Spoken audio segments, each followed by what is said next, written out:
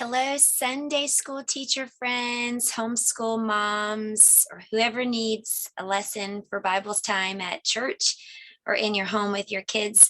This lesson is on the man by the pool. That's the name of the lesson, the man by the pool. But it's about the man who was lame or who couldn't walk and who was laying by the pool of Bethesda. And the memory verse for this lesson is Isaiah 40:31. And it says, the piece that we're learning for very small children is, they who wait for the Lord shall renew their strength. Older kids, older elementary school kids could read or could memorize the whole thing, but they who wait for the Lord shall renew their strength. They shall mount up with wings like eagles. They shall run and not be weary. They shall walk and not faint. Okay, so for the group game, the idea that we did, and I taught this lesson on last Wednesday night at my church for Bible study for kindergarten through fifth. We break those up into two different groups, but both groups did this game. I just had some kiddie pools that I put around our big meeting space. And so then we played some music. And when the music stopped, it was like the freeze game, only they had to get into a pool. So if you don't have those kiddie pools, because it might be during a time of year that you can't find any, you could use blue tape and you could put that on the floor. We did have some special needs students, and it would be hard to get into the pool for them. And so we just put blue tape on the floor. And actually, we wound up needing some extra pools because we had a lot of kids there. So play the music. When the music stops, freeze and get into the pool. And then you couldn't get into the same pool twice. So we continued, and everybody had to shuffle and find a new pool. And it was a lot of fun. They enjoyed that. So that was our group game. The attention grabber was, I just had a big floaty, and I just had a student put it on and some goggles, and the student came over, and I was just saying, where are you getting ready for? What are you going to do? And we just had a quick dialogue about, I'm going to the pool. And do you like to go to the pool? Do you like to go swimming? Where do you swim? What other things do you do in the pool? So we had a little dialogue, a little skit about that. And then I told the kids that I let that student sit down, and I told the kids that we're going to talk about a pool today, but it's not like the pool that you have probably in the summertime in your backyard or at the recreation center or at grandma's house. It's a different kind of pool. And we talked about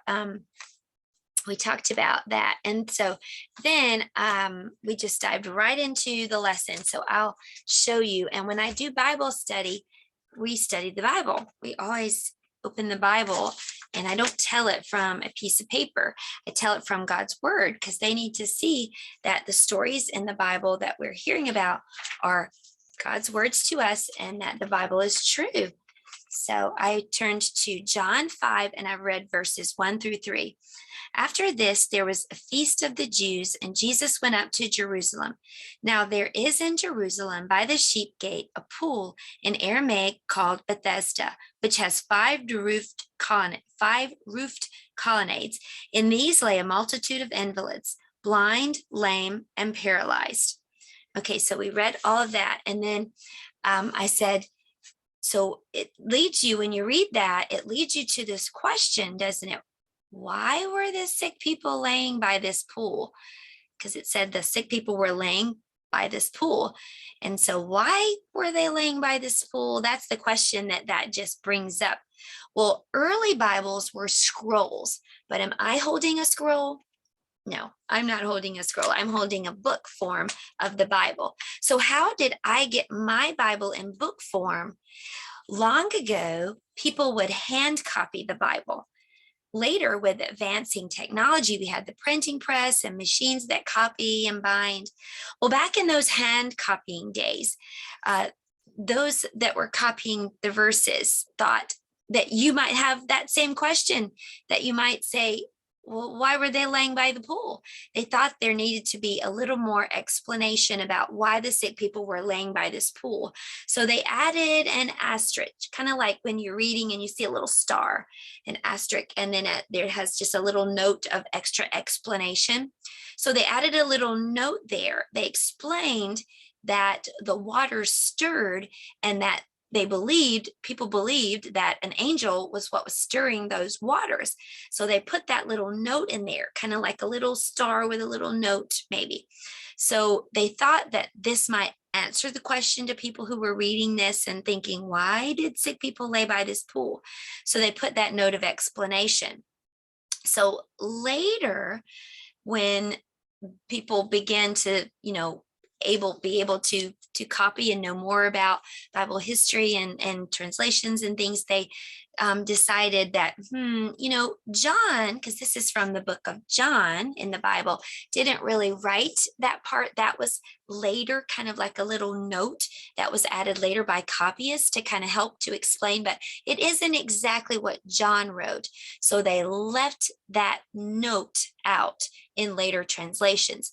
That's why your Bible, check me on this and see, probably has verse 1, 2, 3, and then 5.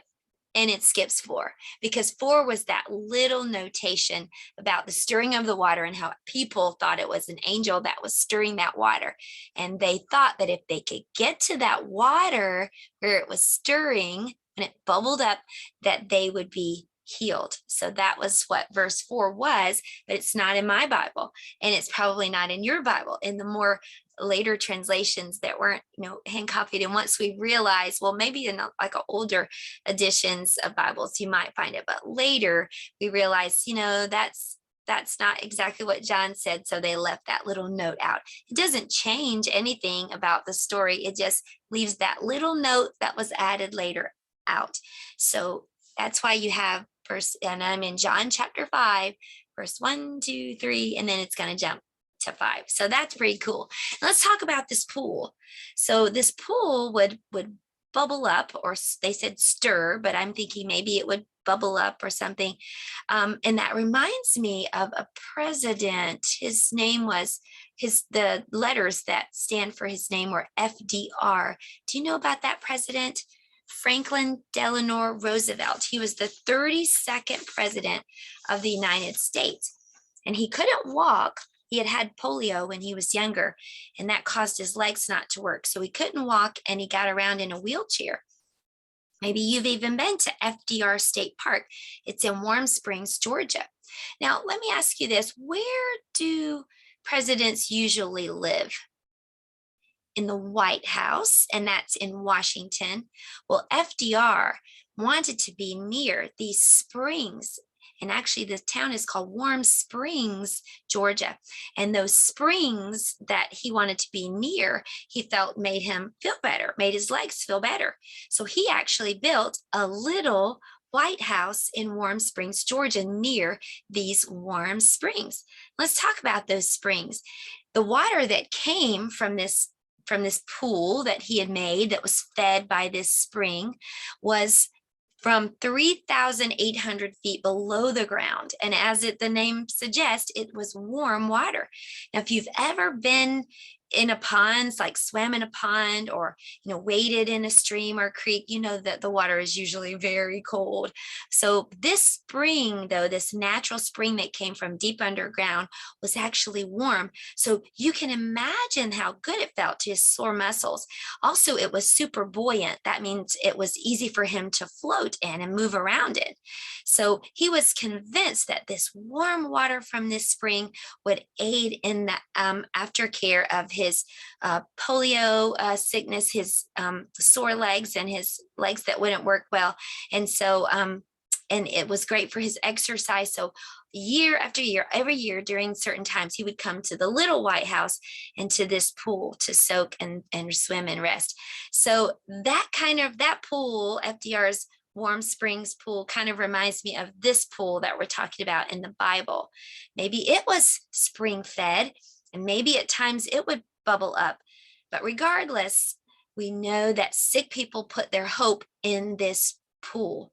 They felt if they could get to the water where it was stirring up or bubbling up, that they would be healed. Well, then one day Jesus walked by, and he didn't have to. The pool was by the sheep gate, which was probably a small opening in the north wall of the city, just west of the northeast corner. That's what my John MacArthur Study Bible notes said.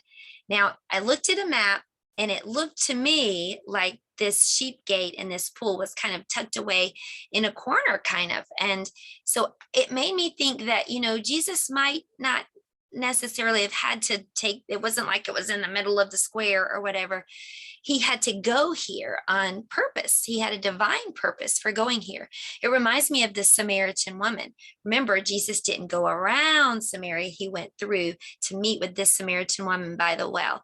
And here he is meeting with someone specific in our story today. And we're going to read that in the next verses. It says in verse 5, and we'll read verses 5 and 6. One man was there who had been an invalid for 38 years. When Jesus saw him lying there and knew that he had already been there a long time, he said to him, "Do you want to be healed?" So here we see that Jesus already knew that the man had been there a long time. Jesus made a point to go and to seek out this man. There were a lot of sick people laying by the pool, but Jesus was there for this man. He knew that he'd been there a long time. The Bible says 38 years of laying there with your hope in the pool. Well, Jesus was about to tell him where his hope could really be found. So, but that also tells us that Jesus has knowledge. He knows everything. He knew that man had been there all that time. Let's continue to read the next verse. Or let me go back and read the question that Jesus asked. Do you want to be healed? Verse 7, the sick man answered him, "Sir, I have no one to put me into the pool when the water is stirred up. And while I'm going, another steps down before me."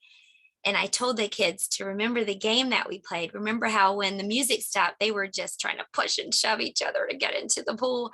That's what was happening here. The man was trying to get into the pool, and everybody was trying to get into the pool too. So what a mess. So the man has his hope in the pool, doesn't he? He's like, if I could just get into the pool, then I could be healed. But people keep getting, all these 38 years, people keep getting ahead of me. So, and it reminds me of the things we put our hope in. He had his hope in the pool, but sometimes we have our hope in other things too. We think, if I was just in the popular group, everything would be great. Or if my parents just were together and not fussing and fighting, everything would be wonderful for me. Or if I just had a lot of money, all my problems would be solved. We put our hope in other things too. Like these people were putting their hope in the pool, but we need to put our hope in Jesus, because look what Jesus has the power to do. So Jesus said to him, verse 8, "Get up, take your bed and walk. Take up your bed and walk." And at once the man was healed, and he took up his bed and walked. Did Jesus pick that man up and take him to the pool wherein it was stirred? No. Jesus spoke, "Get up, take your bed up. You're healed." He spoke the healing. Jesus is all powerful. He healed him, and at once the man was healed, and he picked up his bed and walked. So we learned a lot about the man by the pool, but I think we learned even more about Jesus in this story. We learned that Jesus has knowledge. He knows everything. He knew the man had been there all that time. He has compassion. He sought out this man by that pool. And also he has power. He just spoke the healing. So that's pretty cool story. And I hope you enjoyed it. Next time we'll do another Bible story. I hope you have a good time learning, and I will see you next time. Goodbye.